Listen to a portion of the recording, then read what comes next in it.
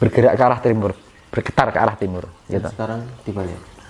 Nah itu caranya untuk membalikkan fakta itu tadi yang akhirnya terus berputar akhirnya menghasilkan keburukan terus. Semakin lama semakin buruk. Akhirnya dibalik mas. Nah, cara membalikkan misalnya ini mas. Itu kan lebih global ya, global. Ini bumi. Rumah jenengan madep ke sana ini. Ya toh mas. Yeah. Madep ke timur, matahari kan di sini. Ya toh. Ketika bumi berputar di arah timur kan seakan-akan matahari terbit dari timur, ya kan? Karena ya bukan buminya yang matahari yang meliputi, buminya yang berputar kan gitu kan. Ya toh.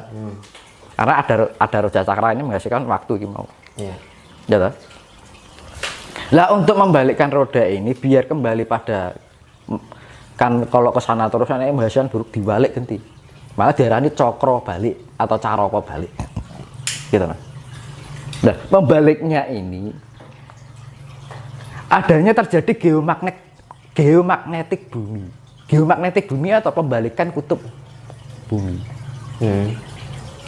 Di kutub selatan, di kutub utara, di kutub selatan. Itu yang namanya magnetik. Yang namanya medan magnet ya. Iya. Gitu Mas. Dan ini karena kenapa terjadinya magnet? Karena ada putaran itu tadi. Nah, putaran itu membawa 5 unsur tadi. Akhirnya terbentuklah magnet. Magnet akan menghasilkan listrik. Mulai neng udan terus ya Mas. Ada pergerakan air, kerja kinetik dari air, tanah, api, angin, dan cahaya. Akhirnya menghasilkan cahaya. Menghasilkan suara. Dari cahaya itu akan menghasilkan suara. Gelombang suara, frekuensi suara itu sendiri. Ya, kita bersuara itu karena ada itu tadi energi cahaya ini. Ya, nah ini kan nenggon apa jenenge simbol anu ke miknya cah nenggon komputer nih lambe ngetoki swara cuyu nah mesin cahaya getaran gitu kan frekuensi vibrasi ya. Ini matahari di timur. Matahari dianggap terbit dari timur karena bumi bergerak ke arah ke timur. Ya kan misalnya omahe madhep ini, madhep ngetan, madhep timur ya. Ketika berputar ini kan madhep ini. Nah, ketika ada geomagnetik bumi, itu ada pembalikan kutub. Nah, pembalikannya gini, Mas. Ini gini. Ini ya, ini tutupnya yang dhuwur ya, Mas ya. Pembalikannya gini. Nah, akhirnya berkebalik. Tetap berputarnya ke timur, Mas. Gitu. Jadi ini namanya cokro balik. Ya, cokro panggilingan seperti ini. Ini sebagian cokro panggilingan. Jadi ini kan tutupnya madep ke depan ini. Berputar. Jadi kutubnya yang berubah. Ya, ketika pembalikan ini gini, Mas. Ini terus ini. Tetap berarahnya ke sana. Putarannya tetap. Lah ini tutupnya mana madep rono to, Mas? Lah Mas jenengan berarti madep rono to, Mas? Ya toh? Iya. Matahari tetap di sini, dari timur. Loh, makanya disebut matahari terbit dari barat. Bukan matahari terbit masih dari timur. Cuman karena kita berbalik kutub itu seakan-akan matahari terbit dari barat. Mulai nenggon Al-Qur'an atau tanda-tanda akhir zaman itu akan matahari terbit dari barat. Nah, kronologinya seperti itu. Nek wong Jawa ngarani caroko balik atau cokro balik. Cokro itu adalah putaran, balik itu membalikkan putaran. Istilah loh. Apakah itu disebut kiamat? Nah, itu terjadi akhir zamanan. Nah, itu guys gini. Saya kembalikan pada hitung-hitungan tadi ya. Nek di dalam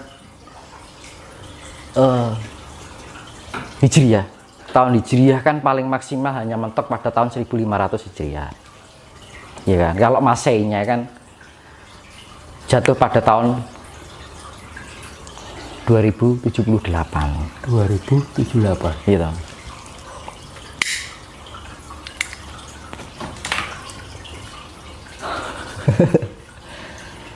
Nah, tadi kan 2078 itu kan Masehi ya. Kalau Sakanya itu kan tahun 2000. 2000 pas tepat tahun Saka. Iya teman. Dua hasilnya. Apa teman?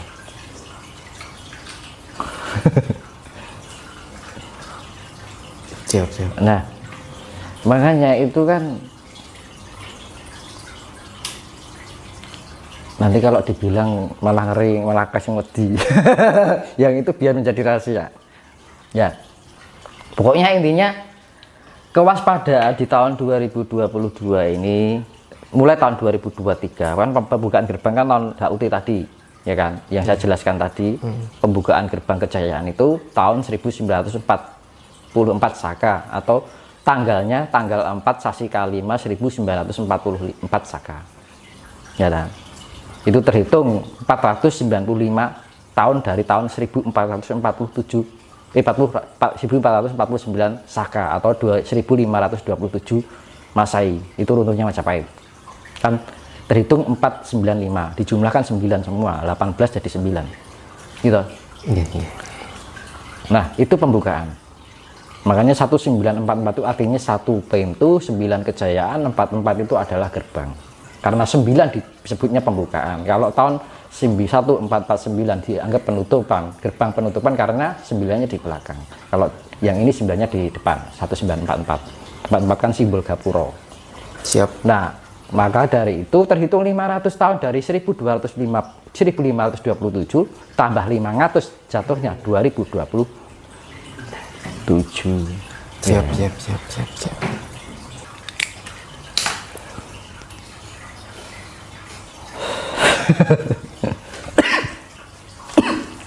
Lah di masa bersih-bersih itu tadi loh Mas Tino. Apa? Ya kasih bocoran lah. Ya itu tadi kuncinya latu-latu kan meneng Mas. Ojo kakean pola ora. Nek kakean pola iki sakarepe dhewe ya. Orang akhirnya melakukan tidak menggunakan hati, akhirnya sesuka hati kan gitu. Gitu. Nah, orang yang sesuka hati itu enake gak ngenakke pol kan. Gitu. Orang rumangsa nglarani wong, orang menghargai wong, merendahkan wong kan. Nah, itu kan perlu keluhuran untuk menciptakan itu. Iya. Maka itu dikembalikan ajaran keluhuran budi pekerti tanah Jawi, yaitu yang disebut mula diarani pepestin nusa wis tekan janjik wis kapitung 500 warsa tahun. Ya kan? Bali marang Gomo Budi. Agama Budi itu adalah budi pekerti yang mengajarkan atau kita menjalankan kehidupan yang penuh dengan keluhuran. Keluhuran apa? Kemuliaan. Kemuliaan itu harus mempunyai sifat hamamayu. Hamamayu untuk mempersembahkan yang cantik-cantik, yang indah-indah. So beautiful. Kan ngono. Lah kan kalau orang tampak dengan indah itu kan menenteramkan. Ya kan. Nyaman gitu. Akhirnya timbul rasa kedamaian. Nah, itu yang namanya zaman kedamaian, zaman kesucian.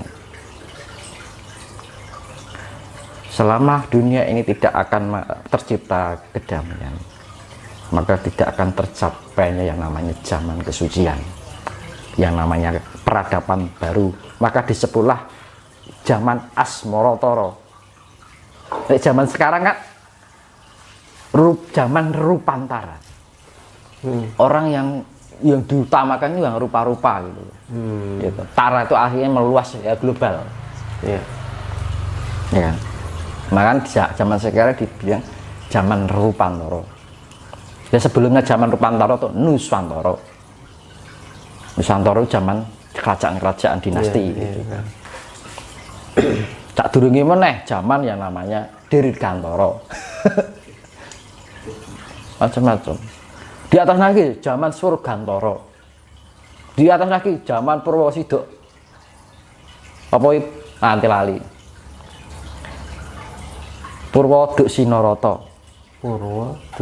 Itu zaman awal kehidupan. Di setiap zaman itu ada periode. Nusantara itu zaman Majapahit. Zaman kerajaan. Mataram. Ya. Terus Indonesia ke sini Rupantara. Orang hanya mengutamakan menonjol-nonjolkan hal yang rupa-rupa, pencitraan, image. Bahasa Inggris sih. Image. Gitu. Nah, itu. Orang akhirnya dengan adanya image itu orang mengunggulkan gaya hidup.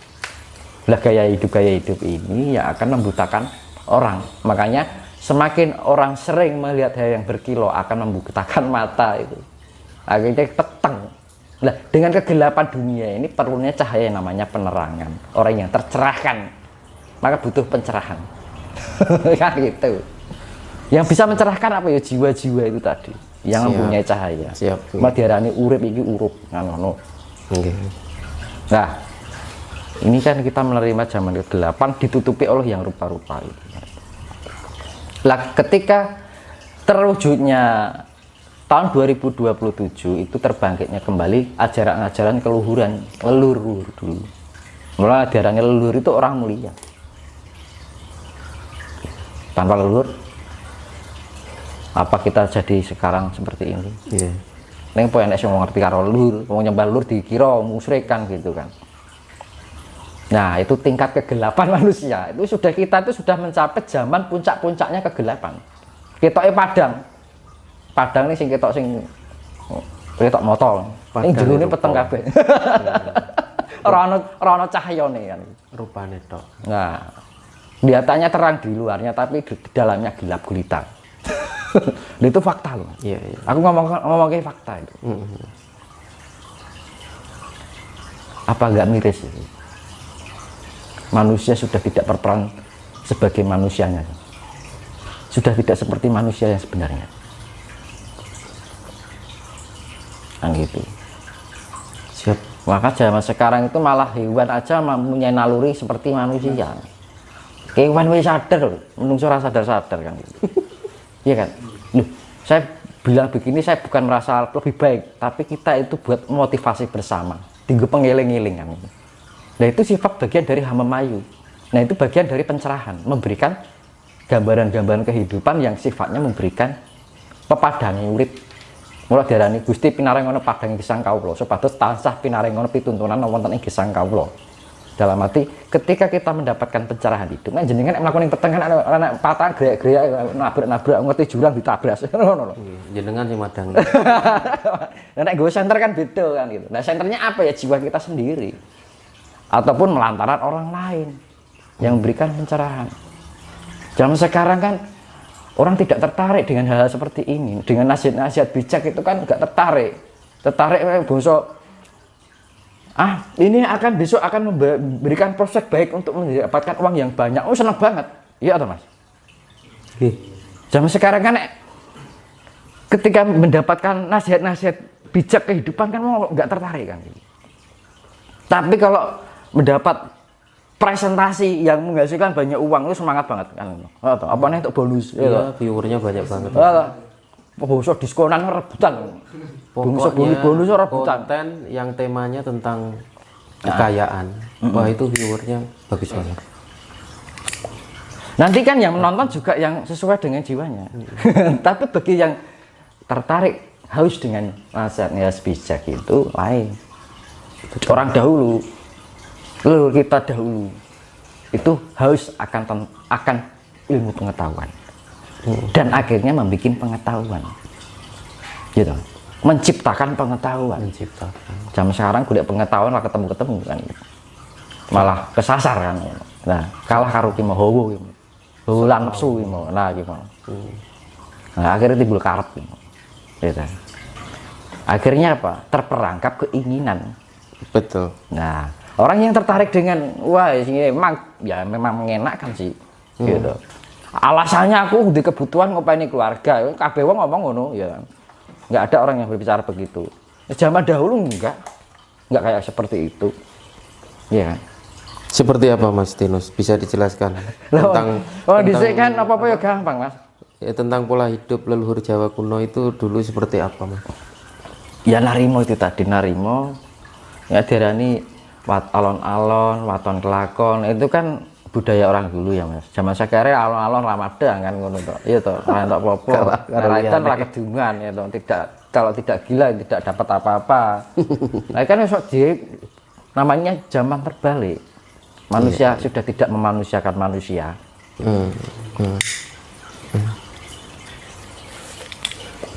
Ya. Kembali ke Sabdo Palon tadi. Saya tekan ngenting-ngenting ya. Iya Mas. Arti dari Sabdo Palon sebenarnya. Sabda itu kan ucapan. Palon itu adalah tuntunan. Palon tuntunan. Ya, ucapan yang memberikan tuntunan. Tuntunan tentang apa? Keluhuran. Makanya dibilang sabdo palon itu adalah ucapan untuk memberikan tuntunan. Noyo genggong itu sifatnya yang semu bayangan. Naya itu bayangan. Genggong itu yang bergerak. Ya edwi to Mas. Sifat non fisik kita lho, diarani sejati ning awake dhewe. Guru sejati kita. Makanya sabdo palon noyo genggong itu gambarannya Semar dengan Bagong kalau di pewayangan. Yeah. Sabdo palonnya Semar, noyo genggongnya Bagong. Gitu.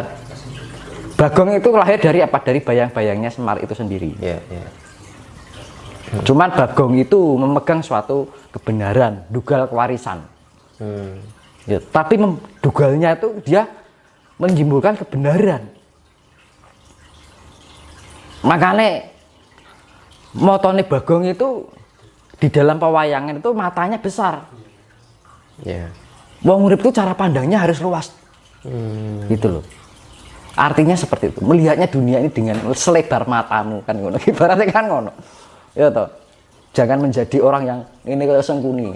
Ya toh. Ngene memandang dengan sebelah mata. Ngene ya toh. Sengkuni ya. Karo ini karo melet ini. Ya toh. Nek Bagong motone mentolo. Oh itu. Iya kan? Itu gareng ya. Bagong. Yang gini. Ya kayak gini. Kece kan. Iya. Gareng. Itu Matanya kece gitu ya. Itu sifat monyet, nek carane kan ngono. Lah Bagong itu kenapa matanya lebar? Artinya itu pandanglah mata kamu dengan selebar-lebarnya tentang dunia ini, jagat ini. Artinya luaslah wawasannya. Artinya seperti itu. Lambene ombo Bagong. Suangkeme ceplos-ceplos, Mas. Nek ngomong ning ceplos-ceplos ning bener. Menjunjung kebenaran ra urusan. Itu salah ibaratnya ada ning Uga Wangsit Siliwangi itu ada kata yang sifatnya mencari sambil melawan sambil tertawa tanpa peduli larangan gitu. Gitu. Artinya ya mencari sambil melawan, kita mencari sesuatu arus zaman yang terus mengarah pada hal yang semakin buruk kan gitu. Mencari sambil melawan, golek sesuatu sambil melawan. Melawan sambil tertawa. Rupan ora urusan diarami kentir edan ora urusan. Wah aku bener kok. Aku nggak kok ibaratnya kamu ngatain kafir, ya silahkan. Wong kuwi karuanmu bener kan gitu sing ngarani ibaratnya. Karena apa? Orang menilai dari ketidaktahuannya. Iya, gitu kan. Ada lagunya itu. Ra minggir tabrak. Nah, itu. Makanya Bagong mulutnya lebar. Dia berbicara ceplas-ceplos, tapi menjunjung suatu kebenaran apa adanya. Itu sama aja dengan kata-kata Uga Wangsit itu tadi. Mencari sambil melawan, melawan sambil tertawa. Bagong kan nyelelek. Nglawan, dewa dilawan, dewa kuwi salah dilawan kok piye. Nggon wayangan ngono to. Ning bener, ning karo guyon sambil ketawa. Iya. Dewa aja bisa salah. Ya. Sambil ketawa tanpa peduli itu larangan. Larangan bagi orang yang memahami ketidaktahuan itu. Memahami ketidaktahuan. Artinya kan ngono, memahami ketidaktahuan kan. Berarti yang dia pahami dari ketidaktahuan itu. Makanya Bagong itu ya sama aja di Uga Wangsit Siliwangi. Mencari sambil melawan, melawan sambil tertawa. Wah, Bagong nek ngono gitu senengan nglawan. Sucelelekan.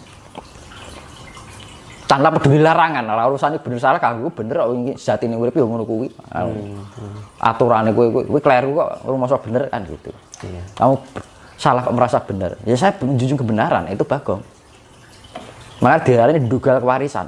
Kalau di dalam turunan Pandawa itu Antaséna. Ya kan? Lah, Bayong terbikin dari apa? Bayangan Semar itu sendiri. Maka dibilang Noyo Genggong. Bayangan yang bergerak. Polahnya itu loh, gerak polah. Lah polai Bagong itu, polai Semar itu tercermin di dalam Bagong itu sebenarnya. Tapi tampilannya Semar itu sifat keibuan dan kebapaan. Ibuan itu pamompong atau pemelihara, penasihat. Penasihatnya dari Pandawa. Nah ini Semar itu dulu buat rebutan sama Kurawa dan Pandawa. Ingin direbut sama Kurawa. Dalam cerita pewayangan. Itu pewayangan itu Sanepo dan atau Siloka semuanya. Lalu Mas Dimas. Lah, makanya sabdo palon noyo genggong. Sabda itu adalah tuntunan. Noyo genggong itu adalah bayangan dari diri kita sendiri, yaitu namanya guru sejati kita. Ketika orang bisa menemukan dirinya sendiri, yaitu adalah orang akan menemukan keluhuran-keluhuran yang dinamakan sabdo palon. Sabda yang bisa memberikan tuntunan hidup kita sendiri. Nah, makanya jalan hidup kita itu akan dapat tuntunan dari kita dari sabdo palon noyo genggong. Sabdo palon, sabda yang menjadi tuntunan dari kesejatian hidup kita sendiri. Noyo genggong itu bagian yang bergoyang, bayangan atau semu yang bergoyang diri kita sendiri. Bayang-bayangnya dewi loh, podo toh Mas. Jadi diri kita bayang-bayangan kita kan. Gitu. Kita mau gini bayangan gitu kan. Iya. Nah, jadi bisa diartikan sabdo palon itu yang di dalam diri kita itu guru sejati. Bagong itu tadi. Nah, pola ya dewi iki kok bagong. Tapi menjunjung kebenaran. Nek pola dewi menungso kan kok kan pola to, iki kaya bagong ngono lho, Mas. Tapi kan bener ya ngono. Menjunjung kebenaran. Jadi sama aja kata-kata mencari sambil melawan sambil tertawa tanpa peduli larangan. Gitu. Tanpa peduli larangan sebenarnya kan tahu dari di antara yang tidak mengerti. Tahu dari antara yang tidak mengerti. Tapi yang tidak mengerti itu merasa benar. Akhirnya menjadi peraturan umum. Berarti melawan sambil tertawa sambil tanpa peduli larangan aturan-aturan sing gawe wong-wong iki. Gitu, Mas. Hukum pasal iki, pasal kuwi. Kokean pasal kan. Kakek saking apa? Kenapa terbikinnya pasal? Sing makin banyak ruwetnya kehidupan manusia yang terperangkap oleh betul, nafsu dan angkaran. Karena makanya itu krisis itu kan pendidikan nilai tentang keadapan. Ada kepentingannya. Mula dibalik ning sabdo palonoyo genggong itu adalah sabda untuk menjadi tuntunan ya apa? Keluhuran tentang kesejatian hidup yang sebenarnya. Urip sejati ning urip. Ya kan? Urip kang sejati. Iya. Nah, makanya yang akan kembalikan selama orang tidak mau untuk melakukan itu, alam ini akan melakukan yang namanya cokro balik ini, Mas. Cokro balik itu putaran bumi dibalik. Nah, ngeri toh Mas ini. Nah, kalau terjadi. Karena ketika bumi ini belum dibalik gini, medan magnet atau roda cakranya ini atau cokro balik. Cokro kan roda toh Mas. Balik itu kan membalikkan putaran hidup. Karena ketika berputar ini semakin buruk kayak. Nah, ketika dibalik berputar medan magnetnya ini, misalnya iki grafik ya Mas. Kuwi ngene to, seret carane anu dibalik ngene. Gitu to Mas. Ngono lho Mas. Levelnya naik ke sini kan, bukan turun kan ngono. Makanya dibilang cokro balik. Cokro itu putaran, balik itu membalikkan putaran itu tadi. Yaitu bumi akan terbalik, akhirnya terbit matahari terbit dari barat itu mau. Nah, karena salah satunya itu perputaran ruang dan waktu yang hanya menghasilkan karma buruk terus. Dunia ini kan semakin lama semakin buruk Mas. Karena putaran roda waktu gitu, ruang dan waktu terus. Iya. Lagi dibalik Mas. Cara ada nenggol Al-Qur'an matahari terbit dari barat. Sing malik iki medan magnet yang namanya geomagnetik bumi. Nah, ketika ada pembalikan geomagnetik bumi itu mempengaruhi energi-energi semua ada yang di permukaan bumi ini. Lho saiki baterai menjadi plus kok Mas. Dan itu akan ada peningkatan orang yang terselamatkan di cakra balik ini atau dibilang cokro panggilingan itu akan ada kenaikan IQ, SQ dan EQ kayak di upgrade gitu loh. Jadi kalau komputer di reinstall kan gampangane ngono. Nah, akhirnya timbul IQ, upgrade kan peningkatan level ya. Mau prosesor gampang, nek komputer kan ngono Mas. Tingkat IQ-nya meningkat, kecerdasannya di atas rata-rata dari kecerdasan orang sekarang. Nah, di saat itu ketika orang sudah mengalami pembalikan cakra dari putaran bumi ini, ada peningkatan level IQ yang bisa mencapai 1000 gampangan, 1000 berapa gitu. Setara dengan kemampuan alien kan gitu. Kan IQ-nya alien kan jauh lebih tinggi dari standar manusia atau level tertinggi dari IQ manusia. Tertinggi Albert Einstein apa gitu. Albert Einstein. Ya itu tertinggal dia mempelajari ilmu spiritual tapi secara ilmu penalaran. Kan ngono Mas. Gitu. Nah, di saat itu ketika orang di dalam zaman besok itu yang namanya sudah masuk dalam cakra balik itu, orang tertingkat upgrade. Nah, ketika orang tertingkat upgrade itu kan ada tingkatan IQ. Di orang-orang besok itu akan mampu menguraikan tubuh fisiknya menjadi metafisik. Metafisik itu sesuatu yang tidak bisa dilihat oleh mata lahir, yang sebetulnya nyata ada. Metafisik itu bukan sesuatu yang tidak ada. Cuman kita harus mempunyai frekuensi yang jauh lebih besar, ya kan, untuk bisa menangkap metafisika itu. Apa metafisika ya gaib ngono Mas. Basa kekinian iki metafisika ngono wae. Iya to. Nek carane wong Jawa gaib kan ngono. Iya. Makanya dibilang fisik dan metafisik. Nah itu semacam kayak butiran cahaya gitu. Jadi setiap butiran-butiran ini menghasilkan cahaya. Ini elemen-elemen mikro itu. Maka ketika orang moksa itu bisa menguraikan tubuh fisiknya ke metafisik. Artinya orang moksa kayak gitu Mas. Orang moksa itu dia bisa mampu menguraikan tubuh fisiknya menjadi tubuh metafisik, menjadi butiran cahaya. Butiran itu, setiap butiran elemen itu menghasilkan cahaya. Sangat lembut sekali, kayak berterbangan gitu. Ya berterbangan itu, makanya kalau di dalam pewayangan orang yang moksa itu yang membawa adalah Garuda. Garuda itu sifatnya angkasa. Kita bertaburan ke angkasa, sudah tidak terikat ruang dan waktu. Nah, kemampuan orang besok itu seperti itu, bisa menguraikan dirinya. Makanya kembali pada itu bagian dari ilmu sastra Jendro Hayuningrat Pangwating Diwu atau ilmu sangkan paraning dumadi. Tahu asal usul, tahu masa depan, dan tahu dia di mana dia akan kembali. Ya tak? Nah, kemampuan seperti itu kan butuh IQ yang sangat tinggi. Loh, orang moksa itu ada loh. Pak D saya ada sedang mengalami zaman sekarang moksa. Nah, perjalanan orang moksa itu sendiri, apakah dia masih mengembara itu? Enggak, bisa di rumah bisa. Tapi itu kan biasanya menjelang usia berapa gitu kan Mas. Biasanya 50 ke atas atau 60 ke atas.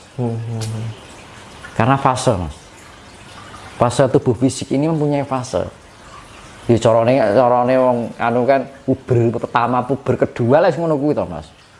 Iya kan? Puber itu kan tingkat hawa nafsu namanya kan gitu. Istilahnya gairah hidup lah. Gitu. Nah makanya kan kalau orang menerima yang namanya fase-fase seperti kan butuh penyeimbang.